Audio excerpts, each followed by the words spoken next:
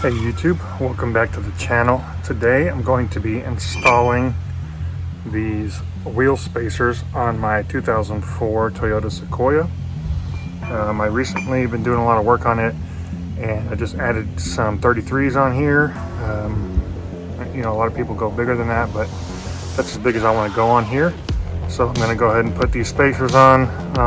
If anybody tells you that spacers will tear up your bearings and steering components a lot quicker, while that might be the case, it's the same as getting a better offset or different offset rim as well, so it's no different than doing that. So if you're planning on choosing one or the other, it's really no different.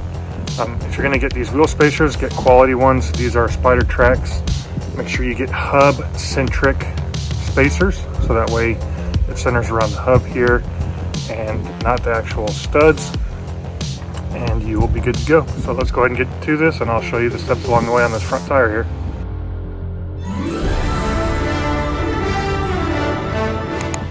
Okay, so this is the hub centric spacer, like what I was saying.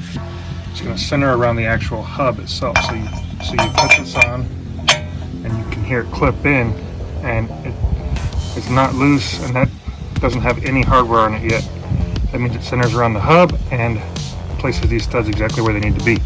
So before I put this on, I'm going to go ahead and put some red Loctite on all of these studs here, and then crank down on the provided hardware here.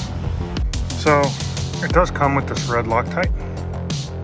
However, I always like to use this gel. It just makes installation a little bit easier. You know, it stays exactly where you want it. You don't have to worry about it getting all over the place and running off. So yeah, I'll have this linked in the description below if it's something you're interested in. They have red and blue. Also, make sure your e-brake is on, or there's some kind of chalk behind the tires. I got both, and I'm doing this on a slanted driveway, so it's not the safest place to do it, but just be aware of that. Okay, I got all these nuts installed here. You want to verify that the studs don't come out farther than the spacer itself. These are 1 1/4 inch spacers I'm putting on.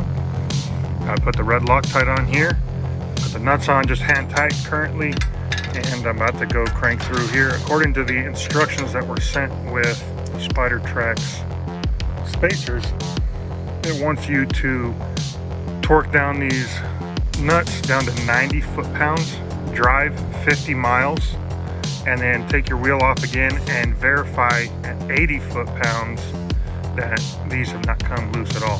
So just keep in mind, any kind of moving part that you install, suspension stuff, after you install it, you want to come back and verify that everything is tight, you know, at some point in the future after it's been driven and bounced around and been used. So I'm going to go ahead and crank this down. It's going to be easier to do this if somebody is in the inside holding the brake so the rotor doesn't turn.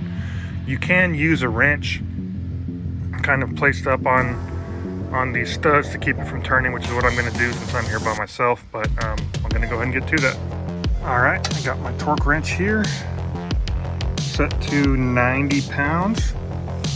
And for those who might not know this, you want to do this you want to tighten these down in the same star pattern as you would for the tire. So you want to try and go as far on the opposite side as you can. So I usually do something like this. I'll go here, here, here, here, here, and then here. So I'm going to go into that. And for those also who don't know what I was talking about with the wrench, you can place it like this, right? Here, let me turn this down a little bit, right? So as you're cranking down, the wrench will keep the stud and the whole hub from turning. So that's what I'm going to go ahead and do. So you can see right up there on the frame, that's where the tires typically rub, and I've run 31 inch on these for about 4.5, 5 years. They definitely weren't as fat as these are, and some people even run 35s. So this is going to help alleviate that without having to buy new rims, offset, whatever. Okay, I went ahead and tightened all those down to 90 foot-pounds. You can see the little blue spacer right in there. And let's take a look at the front.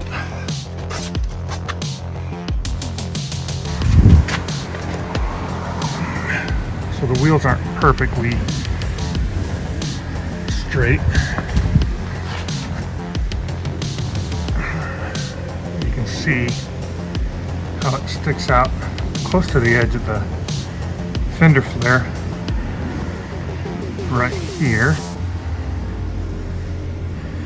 And what that does is it moves a fatter tire away from the frame and stuff, so you're able to turn and have much less rubbing in the process.